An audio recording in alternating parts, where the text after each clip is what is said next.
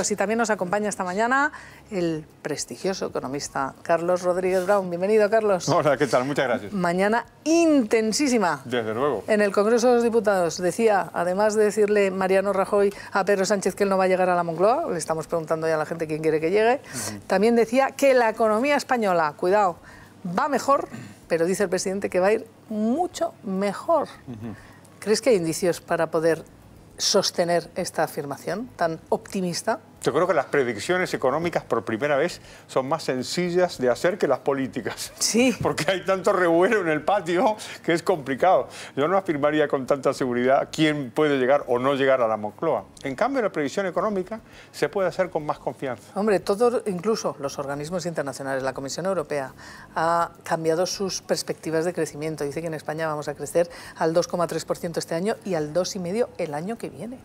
Hemos pasado de hablar de una España metida en un agujero sin fondo, hablar de cuánto va a crecer, de qué décimas más va a crecer. No solamente eso, estamos corrigiendo las predicciones al alza y cada vez que las corregimos es para aumentarlas. Eso está pasando desde hace un año, quizá un poquito más, pero desde hace un año muy claramente. Se hacen estimaciones y cuando se corrigen es para corregirlas al alza.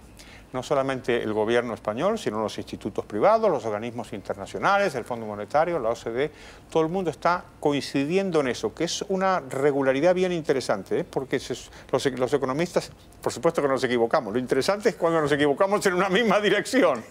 Pero incluso a mí algo que me deja perpleja y que me gusta, la verdad, es que se diga en todo este panorama económico dentro de la Unión Europea, que es donde estamos en ese barco todos juntos, que España va a ser el motor. Vamos a crecer el doble que la Unión Europea, lo decía incluso ayer la OCDE. Vamos a ver al presidente del Gobierno hablando de la situación económica española esta mañana.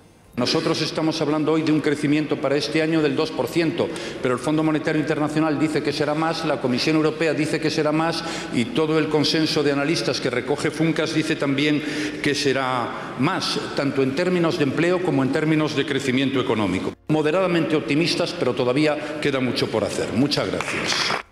Queda mucho por hacer, ¿no, Carlos? Pues sí, lo interesante es esto de que qué bien nos va. Hay que recordar... Se pueden dibujar curvas en la televisión, ¿no? Si la economía europea es así, la española es así. Si tendemos a crecer más que los demás cuando las cosas van bien, pero también al contrario, ¿eh? No te olvides, hace no muchos años éramos claramente el farolillo rojo de Europa, donde más empleo se destruía, donde más subía el paro, lo que sea. O sea que es posible que ahora estemos en la curva ascendente. Exacto, y el paro, cuidado, que no se va a resolver de hoy para mañana. Nos quedan unos años para bajar este nivel que todavía es inaceptable, 23% de paro. No solamente eso, sino que en la medida en que no haya unas cifras de paro claramente bastante más a la baja de como vienen siendo ahora, entonces obviamente ni hay recuperación ni hay nada. Pero como pasó en el pasado, podemos predecir que puede ser que suceda también en el futuro. Momento resto de la mesa. ¿Sois optimistas como Rajoy? Aunque dicen moderadamente optimista, pero la cosa va muy bien y va a ir mejor. Moderadamente optimista porque es verdad que todas las cifras macro acompañan y todas las previsiones, todo lo que se ha dicho hasta este momento, pero no soy demasiado optimista porque en términos de recuperación del empleo, que es realmente cuando la población empieza a percibir que se está saliendo de la crisis, siempre, como bien dibujaba el profesor, subíamos mucho, bajábamos mucho, pero yo recuerdo que cuando subimos muchísimo, en términos de crecimiento de PIB, nuestras cifras de desempleo siempre se quedaban muy por encima de la media europea de desempleo. Es decir, que teníamos un problema de la configuración de nuestra estructura productiva para disminuir radicalmente las cifras de desempleo. ¿En qué medida, yo añado a lo que dice José Manuel una pregunta, ¿en qué medida, pregunto a Carlos Rodríguez Brown, esas cifras de desempleo esconden economía sumergida?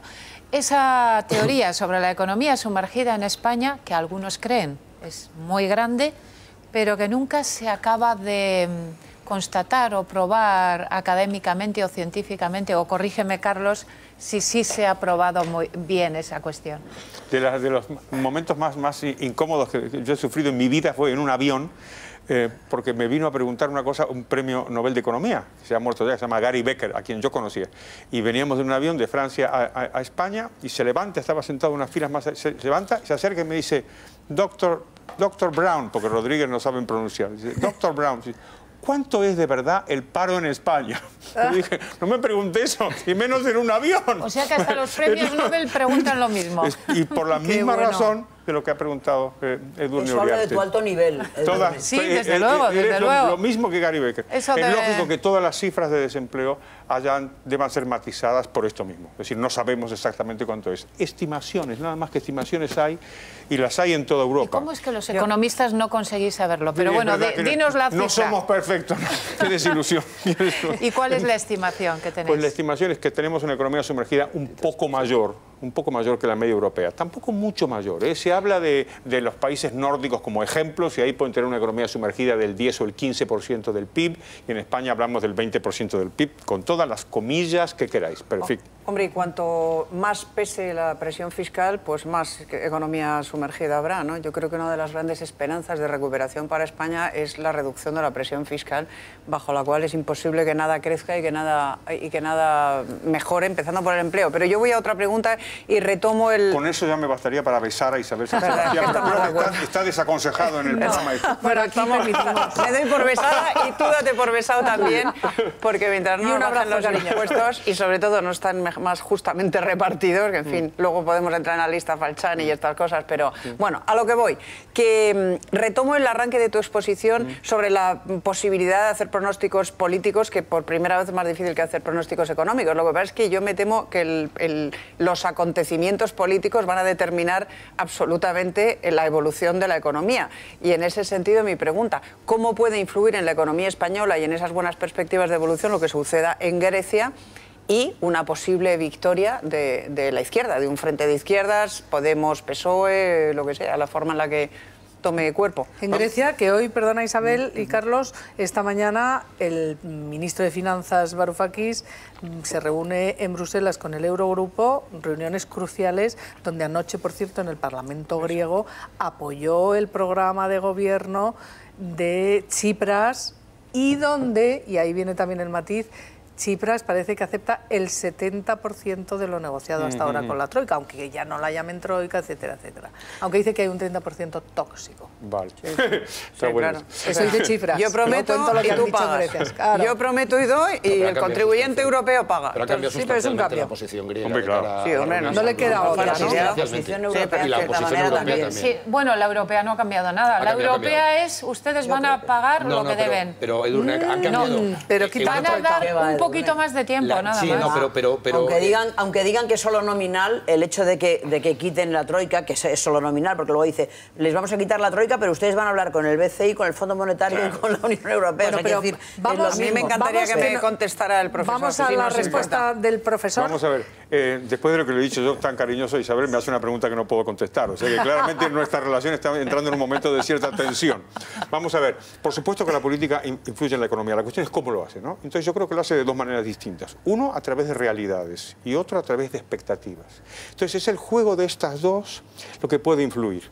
Realidades, como por ejemplo, imagínate que en lugar de estar plegando velas los de Tsipras estuvieran manifestándose, nos vamos del euro, no sé qué, y pudiéramos anticipar en España que el partido Podemos va a hacer lo mismo, va a ganar primero y segundo va a hacer lo mismo que los griegos, entonces obviamente tiene un efecto negativo.